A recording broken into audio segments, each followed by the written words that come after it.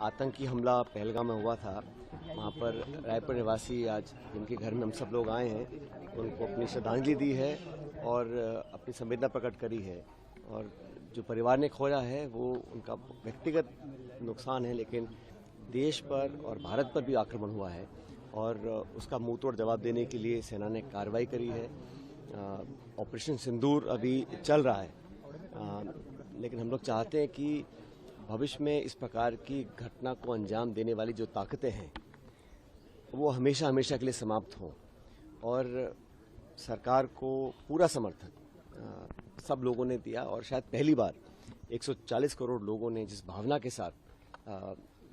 निसंकोच होकर ये कहा कि हम लोग हर हद तक जाने को तैयार हैं, लेकिन सीमा पार से लगातार आतंकी घटनाओं को अंजाम दिया जा रहा था और सेना ने जो पराक्रम दिखाया है, जो शौर्य का प्रदर्शन किया है, उसका कोई सानी नहीं है। और भारत की फौज, भारत की जो सेनाएं हैं, आर्मी, नेवी, एयरफोर्स, उनको सब हम सलाम करते हैं। उनकी वीरता पर, उनके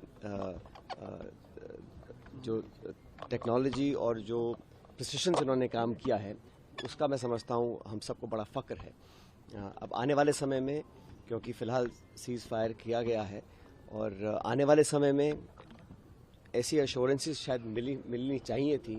कि भविष्य में जो पाकिस्तान को अभी IMF से बहुत बड़ा लोन मिला है, अमेरिका उनके साथ व्यापार करने की बात करता है, जो पैसा उस पाकिस्तान को मिलेगा, क्या भविष्य में वो दोबारा से इस प्रकार का दुस्साहस करने की कोशिश करेंगे? ये बहुत बड़ा सवाल है, क्योंकि बार बार, चाहे वो पुलवामा हो, पहलगाम हो, मुंबई में अटैक हो, बार बार हर जांच में पाया गया कि पाकिस्तान सीधे तौर पर नियंत्रण करता है, लोगों को भेजता है, टेरर फंडिंग करता है। तो भविष्य में ऐसा ना हो, इस प्रकार की एश्योरेंसेस मिली है कि नहीं, इस बात की जानकारी सरकार को देनी चाहिए, पहला। दूसरा, जो सीज फायर की घोषणा हो रही है वो अमेरिका के राष्ट्रपति कर रहे हैं और पहली बार हमारा मुद्दा आतंकवाद है, लेकिन जानबूझ के कश्मीर के इशू को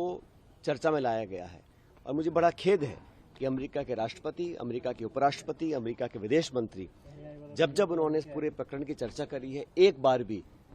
आतंकवाद शब्द का इस्तेमाल नहीं किया। और पाक समर्थित आतंकवाद जो पूरा विश्व जानता था, आज उस पर चर्चा बंद हो गई है और